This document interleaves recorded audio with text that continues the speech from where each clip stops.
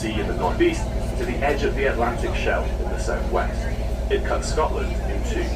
The rocks which form the Highlands of Scotland were laid down in warm tropical seas far to the south of the equator more than 500 million years ago. Around 400 million years ago, the continents of North America and Europe collided, and this created the mountainous landscape you can now see on your right-hand side. The earthquake was 30 million years long and formed mountains 2 to 3 times the size of Mount Everest. These mountains are known as the Caledonians. Eventually, North America drifted away, the Atlantic opened, and as the continents entered northern latitudes, they drew down upon themselves the great ice ages, and our enormous jagged mountains were eroded to the stumps you see on either side of you during your journey today. When the last ice age finished, around 12,000 years ago, Loch Ness filled with fresh water and took the form you see today. Heat fogs stain the rainwater as it runs off the hills and into the loch. Light is then unable to penetrate the surface, making the loch's waters appear so dark.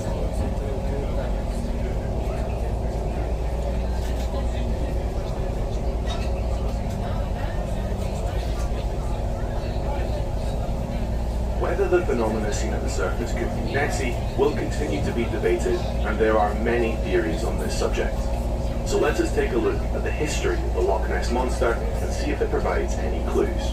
The first eyewitness report of a mysterious creature in the loch was in 565 AD by St. Columba, a Scots-Irish missionary. Further sightings occurred in the 19th and early 20th century, but in 1933 the story suddenly exploded with a series of unusual encounters and photographs. During the 1930s, we saw the development of infrastructure throughout the Highlands, and with that came an influx of people. More eyes on the loch could only mean one thing. The most famous picture, that of a graceful neck protruding from the water, will always remain the most iconic image of the Loch Ness Monster. There have been many attempts over the past 60 years to solve the mystery. Cruise Loch Ness has been part of this research and has been actively exploring the loch since 1968. The Loch Ness Investigation Bureau was established by a collective of passionate professionals who initiated a 40-year vigil on Loch Ness from the early 1970s until 2010, hoping to establish definitive proof of Nessie's existence. They were successful in capturing several unusual images which are still studied to this day. One member of this investigation, Dr. Robert Rhines, captured underwater photographs of the flipper of an unusual creature, adding further evidence to this ongoing mystery. The first full loch sonar sweep took place as part of Operation Deep Scan in 1987, where 20 vessels moved together across the width of the loch in order to scan the depths. There were 7 major contacts made with the high-tech equipment, which elevated the interest in the monster. Project Urquhart was a groundbreaking study carried out in the early 1990s. The exploration was made up of many different elements: core sampling, sonar targeting, and geological studies, to name but a few. The results propelled the Loch Ness phenomenon forward. There was clear evidence of a more diverse ecosystem, with many species living at unexpected depths. More recently, the University of Otago, New Zealand, carried out a DNA analysis of Loch Ness in 2018. They identified more than 3,000 species and unknown codes of DNA. This attracted global attention, with people travelling from far and wide hoping to catch a glimpse of the elusive creature.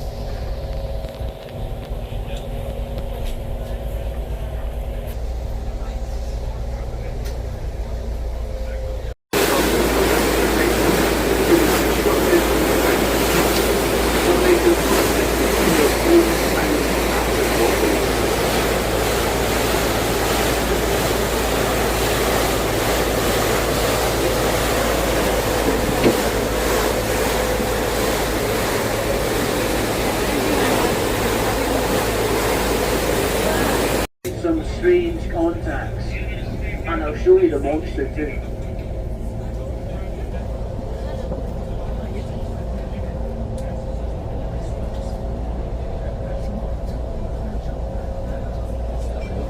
got a tail, a body, a couple of fins.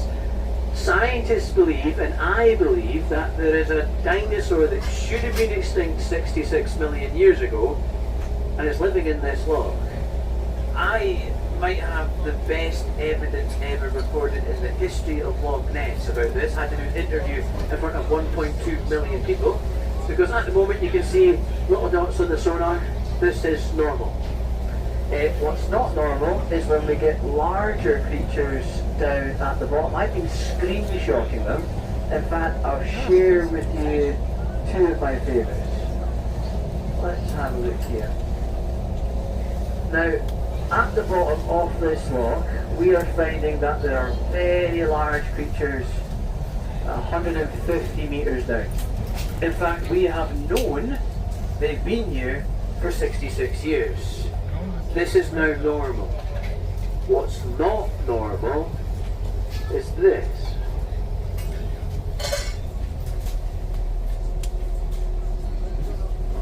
What does that look like? Nessie, the Loch Ness monster, right?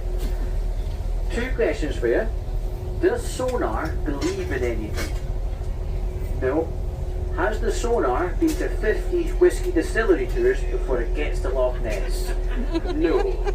So this is modern day technology. We might just have solid evidence that it's here, but we found it before. Underwater motion censored strobe cameras in 1975 were placed at the bottom of this loch. I wanted to attract the creatures. So to attract the creatures, the Univo put bait next to the cameras. One of the cameras was triggered, and I'll show you what triggered the camera. What I'm about to show you now created the biggest monster hunt in the world known to man. You tell me what that is. Yeah, It's Loch Ness Monster. Experts from all over the world came here, MIT, Boston Academy of Applied Science, NASA. For 45 years they had a visual on Loch Ness. They were camping on this right hand side, and they called themselves the Loch Ness Exhibition Bureau. They had cages, nets, harpoons, dynamite, poisons, dolphins with cameras, ROVs, submarines, drones, heat equipment. They tried it. However, one man decided to go down there. He was as mad as a box of frogs. Mr. Robert Rines. Put your hand up if you would go down there. These are crazy. He went down all alone into the world of the unknown, and something hit the submarine. The submarine rotated 180 degrees. He was upside down in the submarine. He came straight back up. He never went back down again. But there was a camera on the submarine, and it captured something very special. This is the famous flipper photo. NASA analysed this flipper and said it was over 5 feet in length. That's almost as tall as me. There is something huge lurking in this loch, and at the moment, scientists now believe it's one of these. A plesiosaur. It looks like the toys, doesn't it? It looks got fins, it looks like the image that was captured. Could a plesiosaur survive in Loch Ness? What do you think? Well, what they have found so far might change your train of thought. The oldest creature living in a 12,000-year-old loch in the middle of a mountain range in fresh water is this happy little creature here. Say hello to my little friend. That there, what you're looking at, young man, is a 320 million-year-old prehistoric leech, which is older than the dinosaurs. They're called lamprey. Now, lamprey are so old in evolution, they don't have bones. They're made of complete cartilage, like sharks. Sharks are older than the trees. You see that lovely smile? Guess where that goes?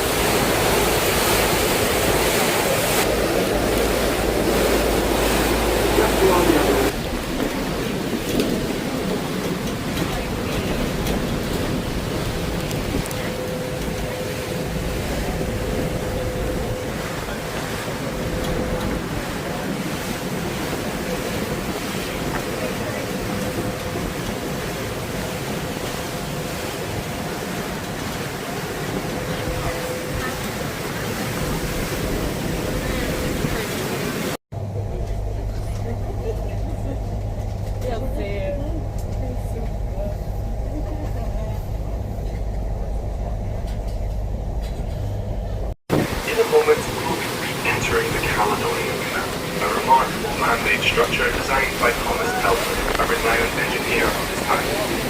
The canal is 60 miles or 98 kilometres